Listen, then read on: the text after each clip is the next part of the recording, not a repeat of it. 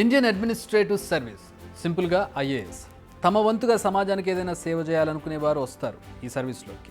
నిత్యం వారి ఆలోచనలు, అడుగులు సమాజ హితం కోసమే ఉంటాయి. బట్ అక్కడక్కడ కొందరు ఉంటారు, లైక్ పూజా ఖేద్కర్ లాగా. ఈమె ఇంకా ప్రొబేషనరీలోనే ఉంది, బట్ అప్పుడే టాక్ ఆఫ్ ది నేషన్గా మారింది. ఇంతకీ పూజ ఏం చేసింది? ఇప్పుడు మనం ఆమె గురించి ఎందుకు మాట్లాడుకోవాల్సి వస్తుంది? సెల్ఫ్లెస్గా సర్వీస్ చేయడానికి సివిల్ సర్వీస్లోకి వస్తారు యువత. కానీ పూజా ఖేద్కర్ విషయం మాత్రం కాస్త డిఫరెంట్గా ఉంది. అంత హైఫైగా ఉండాలన్న ఆలోచన తనది. మనం సమాజానికి ఏమిస్తున్నామని కాదు, సమాజం మనకేమిస్తుందన్న ఆలోచన ఆమెది. నమ్మరా? ఒకసారి ఆమె చాటింగ్ డీటెయిల్స్ చూడండి, మీకు క్లారిటీ వస్తుంది. దీనికి ముందో విషయం చెప్పుకోవాలి. పూజా ఖేద్కర్ 2023 ఐఏఎస్ బ్యాచ్, సివిల్స్లో తన ర్యాంక్ 841. రీసెంట్గా ట్రైనింగ్ కంప్లీట్ చేసుకుని పూణే అసిస్టెంట్ కలెక్టర్గా బాధ్యతలు తీసుకున్నారు. అయితే తన అపాయింట్మెంట్ లెటర్ ఇష్యూ అయినప్పటి నుంచే ఆమె డామినేషన్ మొదలైంది. పూణే కలెక్టర్ ఆఫీస్లోని తన సబార్డినేట్స్కు ఆర్డర్స్ ఇష్యూ చేయడం మొదలుపెట్టింది పూజ. జూన్ 3న ఆమె జాయినింగ్, బట్ మే 23న ఆమె కలెక్టర్ ఆఫీస్లోని అధికారులకు మెసేజ్ చేసింది. మీకు క్లారిటీ వచ్చింది కదా?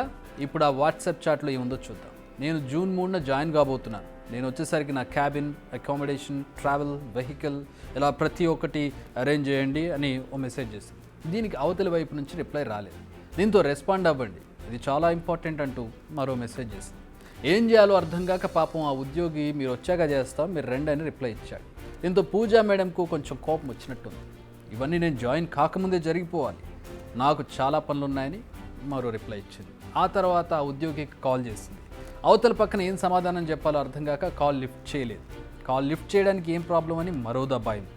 ఇక ఫైనల్గా ఒక అల్టిమేటం ఇచ్చేసింది పూజ. నేను వచ్చేసరికి ఏం చేస్తారో తెలియదు, క్యాబిన్ ఏర్పాటు చేయాల్సిందే, మీకు చేత కాకపోతే చెప్పండి, కలెక్టర్తో నేను మాట్లాడుకుంటా అంటూ బెదిరించే స్టేజ్కి వచ్చింది. ఇది జాయినింగ్కి ముందే పూజ నడిపినటువంటి కథ. ఇక బాధ్యతల స్వీకరణ తర్వాత మరో పంచాయతీ. తన ఆడి కారుకు రెడ్ బ్లూ బీకన్ లైట్లు పెట్టించేసింది, అంటే బుగ్గ. విఐపి నెంబర్ ప్లేట్ తగిలించేసింది. ఏకంగా మహారాష్ట్ర సర్కార్ అనే స్టిక్కర్ను కూడా వేయించుకున్నారు. నిజానికి ప్రొబేషన్లో 2 ఏళ్ల పాటు జూనియర్ అధికారులకు ఇలాంటి సౌకర్యాలు ఉండవు. కానీ సివిల్స్ క్రాక్ చేసిన పూజకి ఇవేం పట్టలేదు. అధికారాన్ని ఎంజాయ్ చేయాలన్న ఆలోచనలో ఉండిపోయింది, లైన్ దాటేసింది. ఇదంతా ఒకెత్తైతే పూజ చేసిన ఓవర్ యాక్షన్తో, అసలు ఎవరీమే అనే క్యూరియాసిటీతో కాస్త ఇన్వెస్టిగేషన్ చేస్తే సరికొత్త విషయాలు వెలుగులోకి వచ్చాయి. హూ ఈజ్ పూజా ఖేద్కర్? అసలు పూజకు ఐఏఎస్ సీట్ ఎలా దక్కింది? నిజానికి సివిల్స్లో 841 ర్యాంక్ వచ్చినా ఐఏఎస్ దక్కలేదు. దీంతో ఓబీసీ సర్టిఫికేట్, దివ్యాంగుల కోటాలో ఆమె ఐఏఎస్కు సెలెక్ట్ అయ్యారు. అంతేకాదు, పూజా ఫాదర్ దిలీప్ ఖేద్కర్ కూడా ఓ రిటైర్డ్ ఐఏఎస్ ఆఫీసర్. రీసెంట్గా ఆయన లోక్సభ ఎన్నికల్లో అహ్మద్నగర్ అభ్యర్థిగా పోటీ చేశారు. అయితే ఇక్కడే ఒక డౌట్ రైజ్ అయింది. అదేంటంటే ఓబీసీ నాన్ క్రీమీ లేయర్ కింద సర్టిఫికేట్ రావాలంటే ఆదాయం 8 లక్షలు దాటకూడదు. బట్ మొన్నటి ఎన్నికల్లో పోటీ చేసిన దిలీప్ తన యాన్యువల్ ఇన్కమ్ అంటే సంవత్సరానికి 49 లక్షలుగా చెప్పారు. అంతేకాదు, తన ఆస్తుల లెక్కలను ఏకంగా 40 కోట్లుగా చూపారు. మార్కెట్ రేట్ ప్రకారం 100 కోట్లకు పైగానే ఉంటుంది. మరి ఆమెకు ఓబీసీ క్రిమిలేయర్ కింద ఉద్యోగం ఎలా వచ్చింది? అంతేకాదు, పూజ తన డిజబిలిటీస్కు సంబంధించిన పరీక్షలకు ఏకంగా 6 సార్లు డుమ్మా కొట్టారు. సో దాల్మే కుచ్ కాలా హై. పూజా దెబ్బకు అసలు యూపీఎస్సీ సెలక్షన్ ప్రాసెస్పై కూడా ఇప్పుడు కొన్ని డౌట్స్ రైజ్ అవుతున్నాయి. అయితే తన పేరెంట్స్ సపరేట్ అయ్యారని, అందుకే తనకు ఏ ఇన్కమ్ లేదని అధికారులకు తెలిపింది పూజ.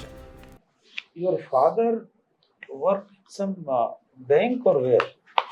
Your father? Sir, no, sir. He's a civil servant. Civil servant. Yes. But no salary, zero income. You have shown actually zero income. Your father. Sir, actually, my parents are separated, and I'm not I much see. in contact with my Oh. father. పూజ అహంకారం, అహం వల్ల ఇప్పుడు తన మొత్తం career పైన effect పడేలా ఉంది.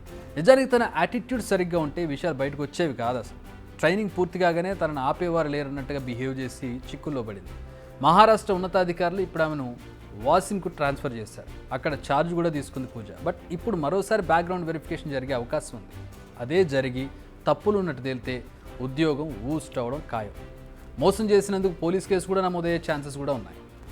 Civil service ఏజెంట్లు తమ మంచి పనులతో వార్తల్లోకి రావాలి, కానీ ఇలాంటి విషయాలతో అసలు రాకూడదు.